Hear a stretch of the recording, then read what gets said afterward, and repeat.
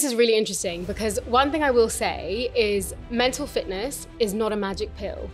I think a lot of us are looking for quick ways to get better or to feel better. You know, just taking that pill and just make everything go away. It took discipline. It really took discipline. It was a long journey. Like I'm talking about like a 6-7 year journey. Yeah. You know, you use the term hack, and I genuinely do believe that because a lot of the things we know about our brain is just not enough. You know, it's not enough. And actually, so one of the biggest hacks in my opinion is that your mind doesn't know the difference between what is real and what is imagined. Now, that is something that if you actually think about, you can manipulate your brain, you can use it to a new advantage.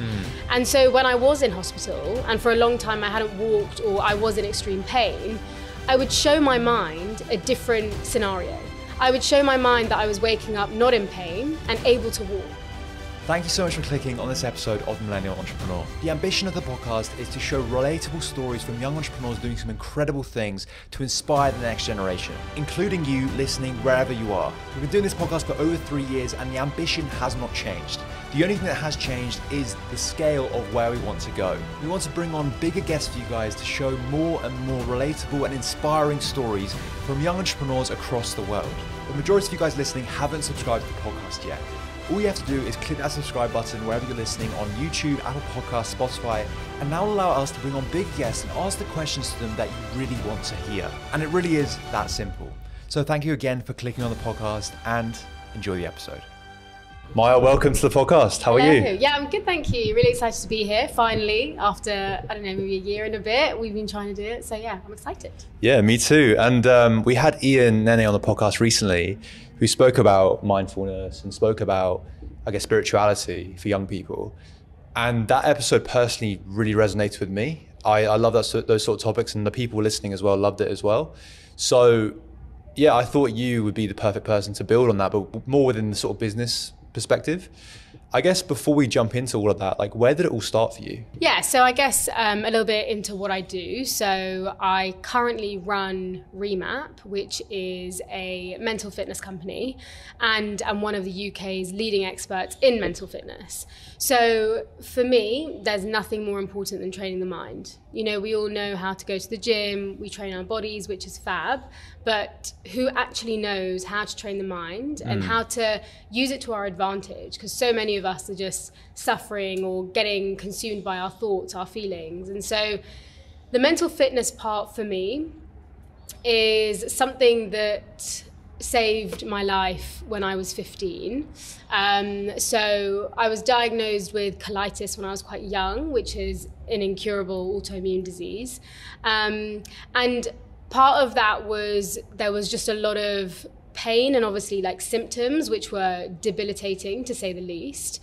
And like, you know, I was going to the loo 30, 40 times a day and it was just pure agony.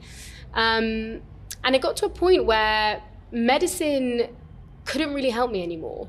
Yes, it could maybe help with the pain slightly, but that was it.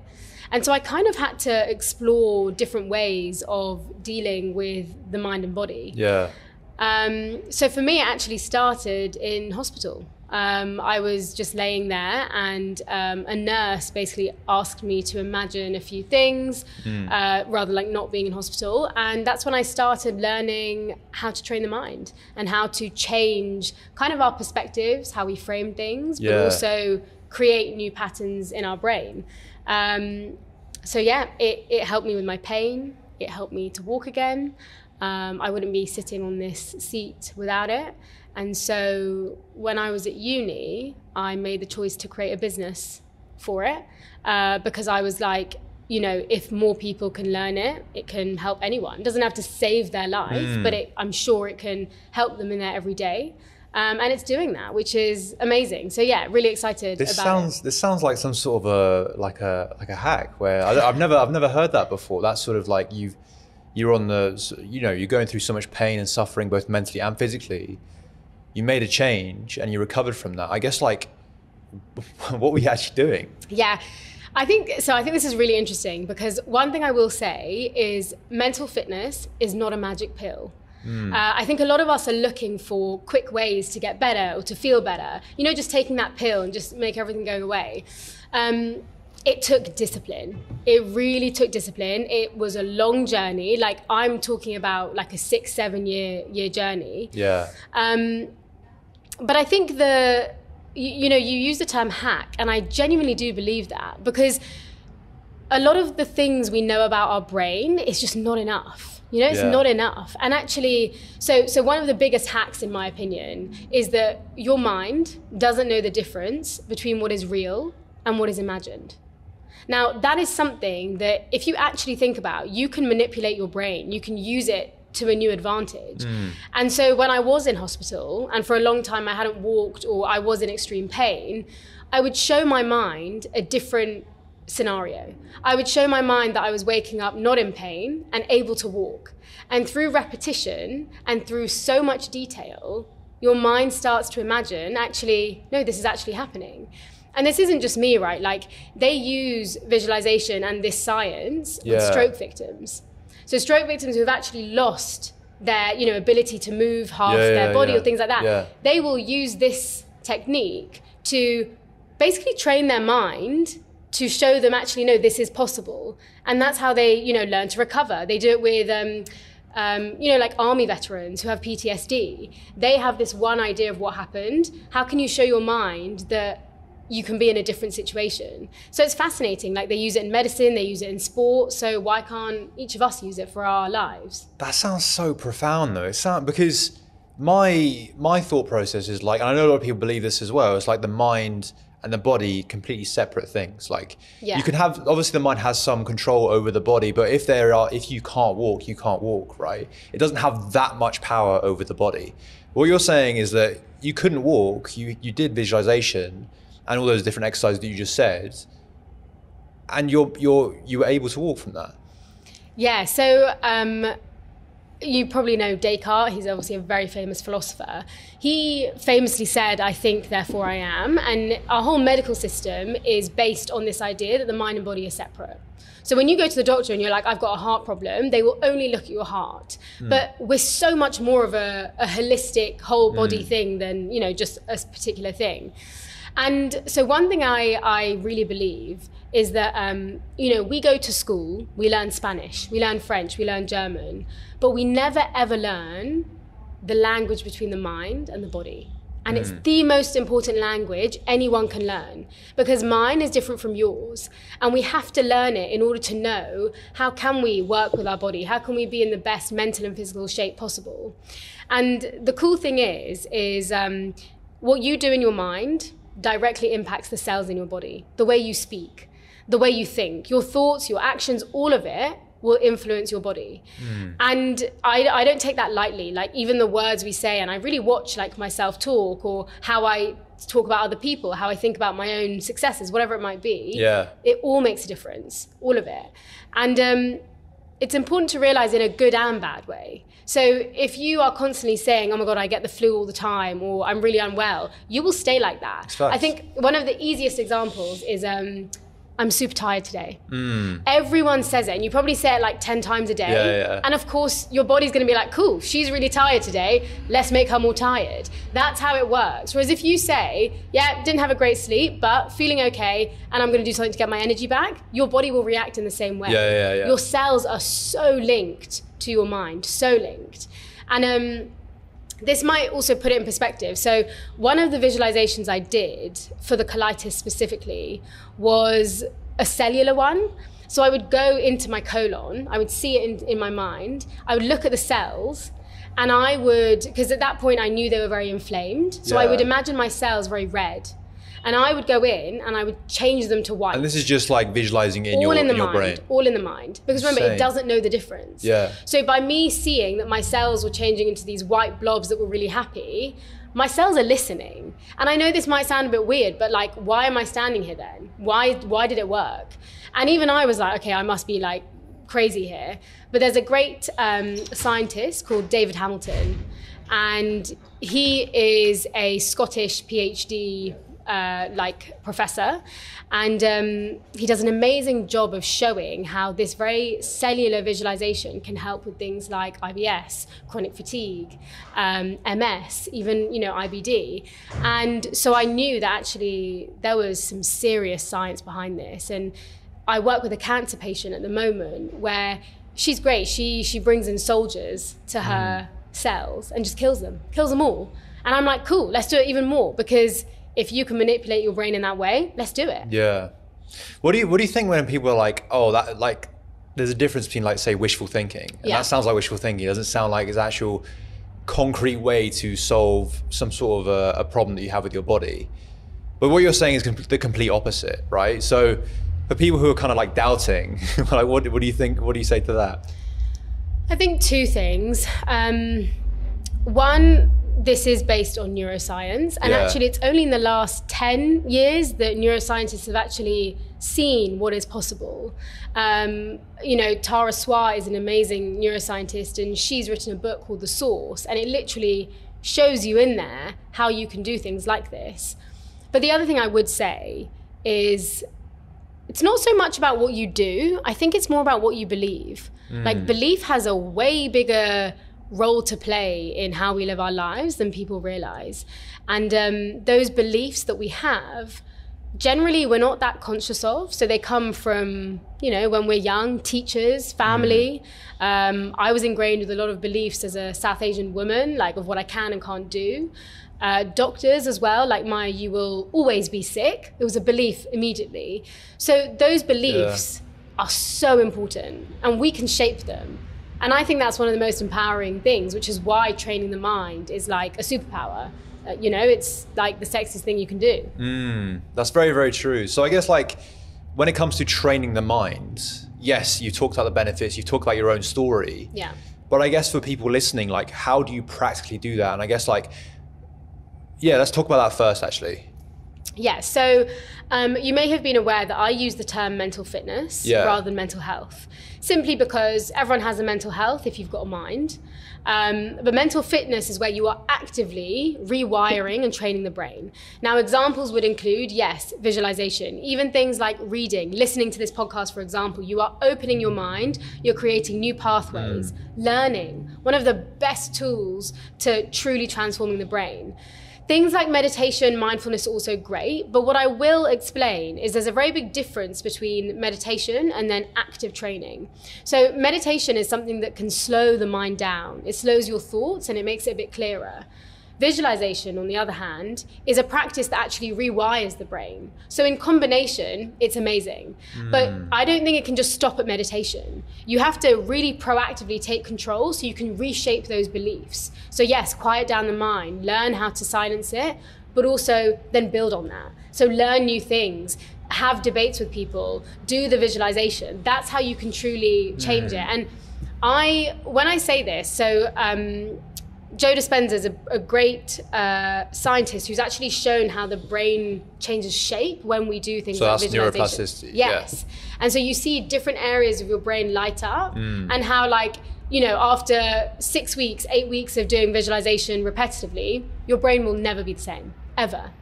It's always changing, it's malleable. And we just don't realize that. We're told that when you get to 18, that is your mind. Absolutely not. Change it and shape it. That's really interesting. But, like, as you said, people go to the gym all the time, but they never really train their brains. And I guess in an age that we exist right now, especially for young people, like, there's just so much stimulation, there's so much, like, distraction. The last thing that people want to do is train their mind when their mind's already been working a lot during the day. So I guess, like, why should they make that change? Yeah. So this is something I think about a lot, because I think if I hadn't have been diagnosed, I would have been exactly the same. And a lot of young people will only wait till they are so burnt out, or they are really upset or depressed or anxious before they take charge. Why is that? We are experts at suppressing our emotions, from running away from our thoughts. we go to bars instead, we drink it away, we sleep it away, we work it away. You know, we're one of those hardworking generations, but a lot of the time we're just escaping what's actually going on in our minds. And if I'm really honest, whilst it may seem harmless at the moment, in a few years, months, it really, really makes a difference. And when we ignore those emotions and those thoughts, they just keep coming back. But they'll come back in the form of disease, in the form of depression, more anxiety. And then we ask ourselves, like, well, why are we so upset? Why are we so unhappy? Yeah, that's a dangerous thing. Because you don't know where it's come from. Like, because it's been delayed so much. It's like, I feel this sense of sadness, I feel stressed, but like, why do I feel that way? Exactly, and we're so scared to dive into it. And I appreciate that, because it's uncomfortable to feel, It's not easy at all. At all. But why are we so scared of our emotions or our thoughts? At the end of the day, they are just thoughts. They are just emotions. They're temporary. The thing is, we don't know how to deal with them. And I think the interesting thing is our generation is pretty good in terms of speaking about it. We're very good. We've opened the conversation about mental health, about feeling certain ways, and I think that is brilliant. However, it cannot stop there. It's one thing to speak about it. It's another to prevent it. I actually find that now when I meet someone, before I know their name, I know they have anxiety. It's Really? 100%. How? Well, because it's like, that's the first thing. We think of it's like a badge of honor. I met someone the other day and they were like, yeah, I've been burnt out 7 times. I was like, is this a good thing? Is that like, all right? Yeah, That sounds like not all right. Exactly. I was confused, but the way it was said was like, it's a badge. And I was like, this isn't how life should be. Yeah. Like, take control of that. It I doesn't have to experienced it in control corporate you. as well. Sorry to interrupt you. I experienced it in corporate as well, when like people would come in and be like, oh, I'm so tired. I'm so like, I'm so stressed out. And it's like, if you weren't tired or stressed out, you weren't doing your job well. And it's like, you have to have those things. Otherwise, you can work harder. It just didn't make sense to me. It made, like, because you're working to become fulfilled in a certain area of your life, right? But if it's not hitting on any of those objectives, then, and you're just getting stressed and tired from the back of it, and it doesn't actually give you energy, like, why are we working to that point? Yeah, and you raised a good point of, you know, no one wants to do this. Why would I want to just wake up and train my mind? Of course, I'm going to scroll TikTok instead. Yeah. I have one thing to say. You know, your mind, your mental health is half of your health. So if you're going to go for a walk, you're going to go to the gym, you're going to go to your spin class, why not do the same for your mind? Because it genuinely is half of your health, if not more important, because it's the foundation to everything you do. And I get people saying, yeah, but I go to the gym for my mental health. Fine, and I'm sure that helps, but you cannot neglect the actual training of it. And I think that's why through my work, I want to make it more sexy, more empowering, more exciting to actually, I'm training my mind. This is cool. For so long, it's been like meditation has been this thing you have to do on your own, in silence, on a mountain somewhere. And like, not everyone loves to admit, you know, that, I meditate every morning. Whereas I'm like, I meditate every morning. Like, come and join me. This should be a thing we encourage each other to do, because you feel the difference and you'll see it in your relationships, in your work, in whatever it is. I know you've already touched on this, but I want to sort of like dig a bit deeper on it. But what's the sort of, out of all the, like, the young people you've come across, and you've done a lot of work specifically for young people, what's been the biggest issue you've seen when it comes to training your mind? I think there's 2 things. 2 things. One is the education. Because you can't see the mind, no one really knows the effect of it. Whereas with the body, you see, I've got abs or I don't have abs kind of thing. Yeah. Whereas with the mind, people just don't realize that you are actually changing it. That 1 10-minute visualization will genuinely help. The second thing is, it's our commitment. So I heard this quote the other day that was saying that Usain Bolt trained for 4 years to run 9 seconds. Nowadays, we can barely stick to something for about a month. We just can't. We're immediately like, on to the next, on to the next. And the thing is, whilst we're in a generation where actually anxiety is on the rise, depression is higher than ever, people's even purpose and motivation is at its lowest. But yet our commitment to trying things or actually committing to something just isn't there either. So it's like this the proportions are just so off. And so there's three things that needs to happen. The education side of it, and that needs to be done in an engaging, exciting way. The second is discipline. Like, we need to learn discipline again. It's such a skill that actually, like, so many of us have lost. And the third is, like, see how serious this is. You should not be okay just living with anxiety every single day. It is not normal. I got so used to it that I was like, this is just life. Being in bed, being in hospital, it's life. No way. Why should it be? Why should we go out that easy? Take control of your life. But so many of us let others take control of our lives and we live it for others. No way. Yeah, we think that level of anxiety or sadness is kind of like the baseline. It's like, that's just how, you know, we were born, or that's just like how I am as a person. Yeah. But you're completely right. Like, it's so strongly in your hands. And I've definitely come across that myself in moments of doubt, anxiety, sadness. Like, yes, you can go to therapy, but therapy is a way for them to sort of give you the tools to help yourself, right? They're not helping you, but they're giving you the tools to help yourself. It's all about you. Like, as you said, it's the motivation, the education, but again, that's very much down to you as an individual. Yeah, and when I coach, the first thing I will say to someone, it's your responsibility. And most people hate it. They hate it because they're like, how rude. Like, it's not my fault. It's my mum's, or it's my boyfriend's, or it's my boss's. I'm like, it's not. It's you. That's the one bad thing about our generation too, I would say. It's like lack of responsibility. Yeah, we blame others. And I don't mean that in a harsh way. I mean it in the way that the only thing you can control is your thoughts, your feelings, and your actions. I cannot control yours. I can't control my boss's. And that's when I mean it's responsibility. And do you know what? I think it's a very positive thing that it is in our hands, because then actually we have a better chance to overcome it. You know, for so long I was also like, oh my gosh, like, this is just life. You know, I'm a victim of what the universe is giving me. But then I was like, no, Maya, like, take control. The doctor's going to say one thing, but what can you do that is in your control? And that's what changed the game for me. That is the thing for you specifically, though. It's been such a, like, because you were 15 when you started this, and you were like in the depths of a lot of, like, I guess, pain and suffering. But like, you're not that much older than 15 now, so this has like been a very short amount of time that you've gone to from that point to this point. Yeah, feels like a lifetime, I can't lie. But yeah, like, I'm still only, 25 now. Yeah. So I've been practicing for over 10 years. Obviously it's changed. Like, I started doing 2 minutes, then 5 minutes, and now I do, you know, an hour and a half a day because I love it. But this is where the thing is, the journey never ever stops, because life is always going to throw curveballs, or it may not be in health, it might be in work, it might be in relationships. And so every day to me, I'm like, how can I get more agile? How can I be more prepared? How can I keep training myself so that when life does hit me with things, whether it's me, my friends, whatever, I can show up in the best way I can.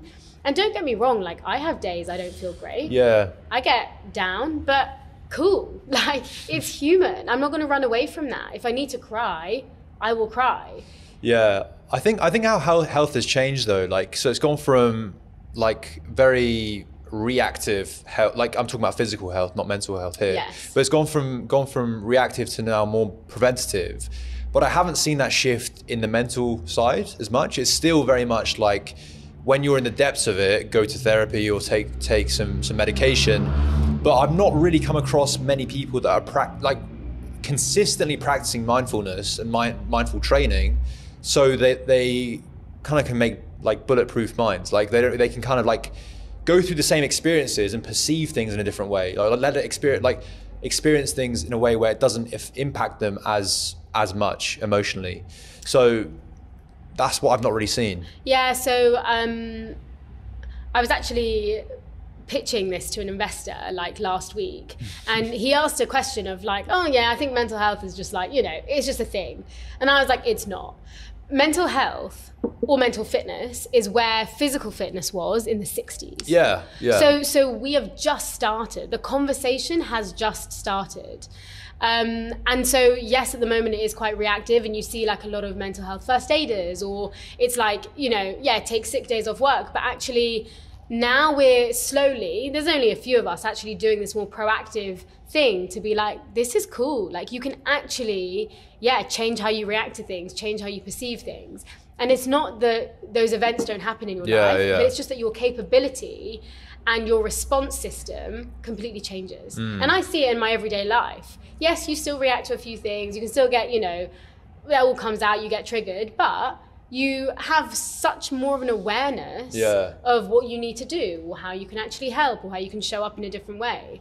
But I think this is urgent. I think this is the pandemic we all need to be very serious about because it's killing people. My colitis, for example, was not caused because of genes or stuff like that. My colitis was caused because I did not know how to deal with my emotions. 90% of why I was in that. Yeah, 100%. Well, 90%. Seriously. Yes, I know some of it was physical, but the emotions behind it was the reason I got it in the first place. But no one tells you that. Yeah.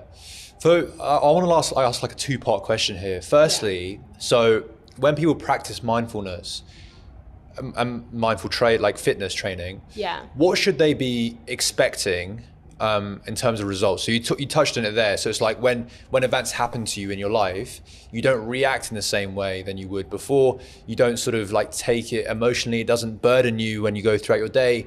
I guess like what should they be expecting? The answer I'm going to give you is based on what I've observed in my own work. So through the coaching, through the cohorts, through my events, all of that. Let's say if you started today, right? You started visualizing every day, 10 minutes. In 2 weeks, you will feel it. You will feel it in your general mood. You will feel it in as you wake up, things like that. In 4 weeks, you will see it. You will see it in the way you react to things. You will see it in generally, literally like your face, your body, things like that. In 8 weeks, it will be part of you. It will be part of your identity where now, let's say your mum says something to you, the way you react will be different, not because you are consciously doing it, but because it's just part of your identity. It's hardwired. It's literally hardwired in your brain. Exactly. Yeah. So on a very if we take a computer kind of idea, you've got a hardware and software. You are completely changing what that hardware and software look like in your brain. You're like coding it in a new way. So of course it's going to react differently.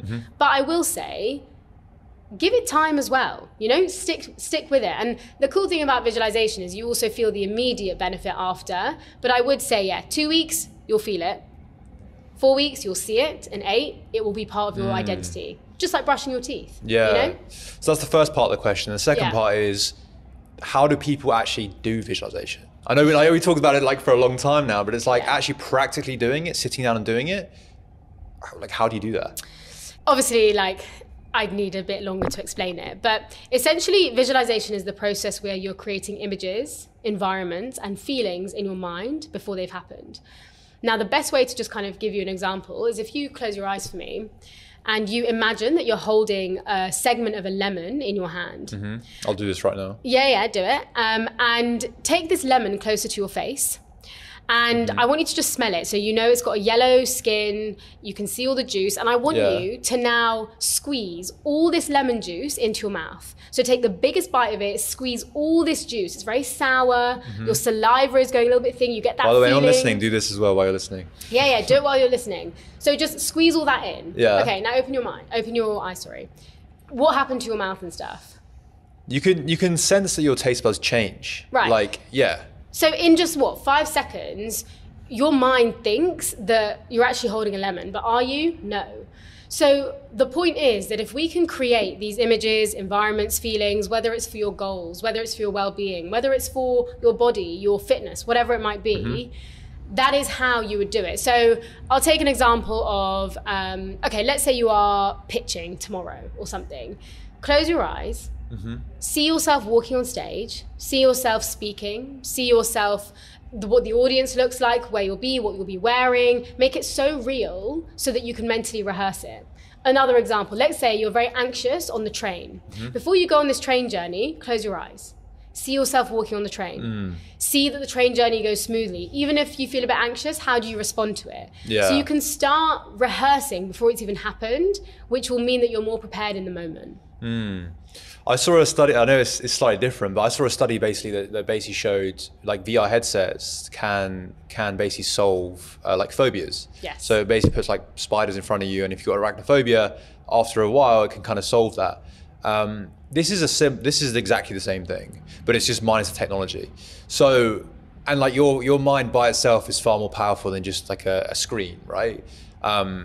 So yeah, really, really profound that you can actually do that. And that was because it's like you've been there before, right? It's like you've actually placed yourself in that place before. The only sort of problem I can see with that, especially with like where we are in this current age, is that our imaginations aren't as strong as they once were, right? So like visualizing things, do they, like without that VR headset, can we still have that same sort of strength and benefit? Yeah, so you are right that when you're young, our imaginations are on fire, right? We can think of everything, but that never goes. We just basically stop using it. It's like a muscle, we stop using it. Now, what I will say is there is something called aphantasia, which is basically the inability to visualize. So when I say to you, think of a beach ball, some people can't do it. Oh, really? That's 2% of the population, 2% of the global population. Now, there's a spectrum, I would say. So some people can really see images very clearly, and some people can't very clearly. The irony here is the more you visualize and practice, the better you get at it. So even my imagination, it was okay, but now it is so vivid.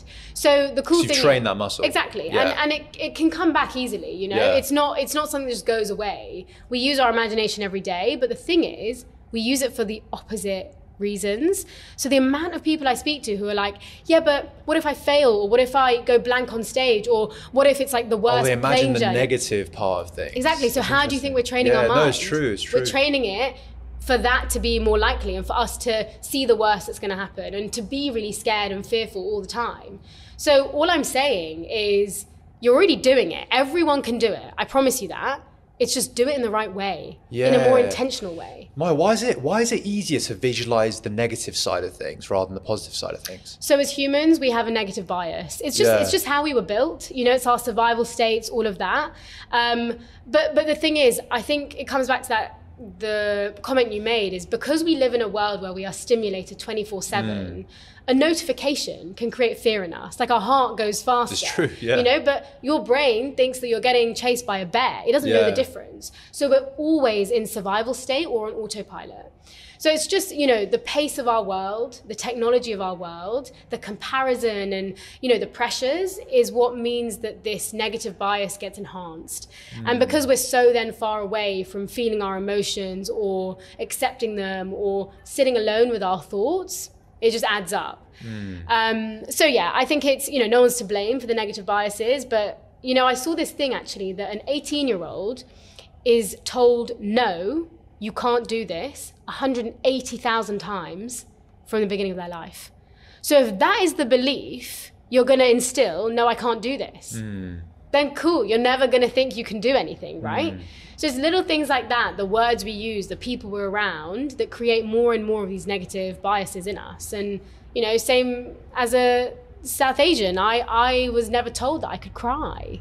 That was a weak thing to do. Don't cry, like go back and do your work, get A stars. That was the whole thing. So I grew up thinking, never show your emotion.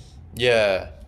One question I want to like talk, and we didn't talk about this before the podcast or anything, it's just something that's come to my mind, is like the difference between like men and women in this instance. Yeah. Like, is it more challenging for men to do this, or is it sort of equal?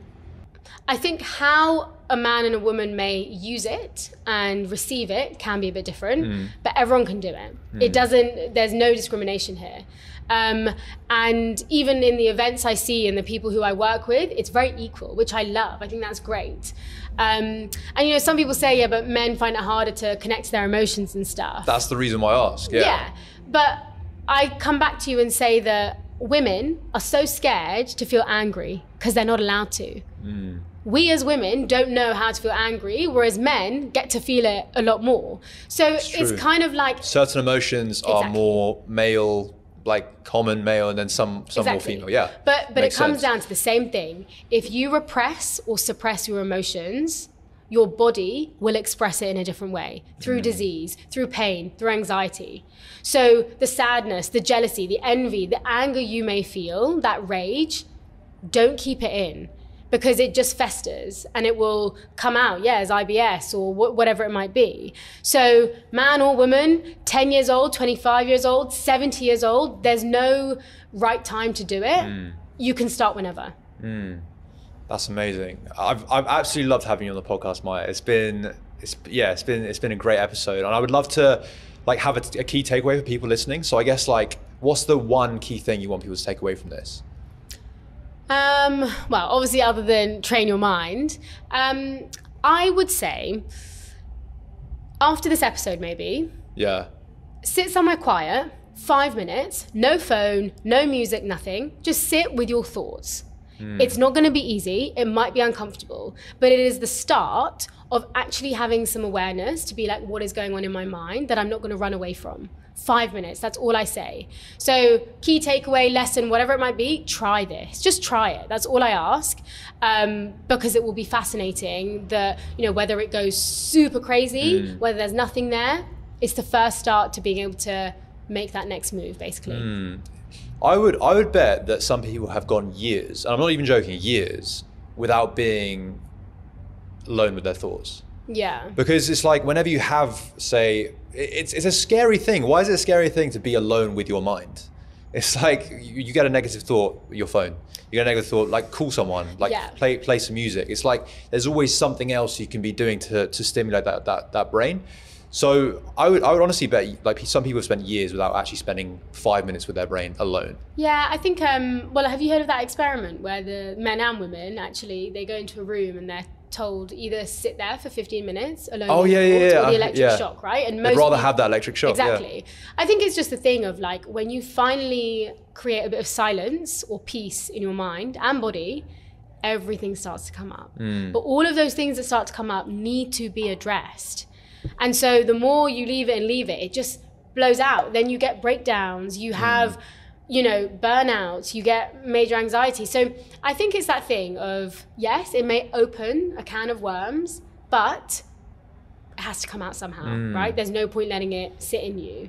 But there's a lot of people who haven't paused or just taken those 5 minutes because they're scared of it. It's uncomfortable. Why would we want to open those? I know. But the positive note to end the podcast on is, on the back of that, when you come off the back of it and like you do train your mind to be more fit, those things aren't as prevalent. No. You can be that bulletproof mind, right? And that's something that I'm personally working on. I know that you're an expert in. So I massively encourage everyone to sort of take that step to actually do it. Absolutely. And now with my thoughts, I'm like, come at me. It's so much more empowering. Exactly. For sure. Maya, it's been an absolute pleasure. Thank you so much for coming on the podcast. How can people stay in touch with you and what you're doing? So LinkedIn, Instagram, I'm sure will be in the show notes, and come to my events. Like, they're immersive. You can meet other people, train your mind. Like, it's the best thing. Fantastic. Thank you so much.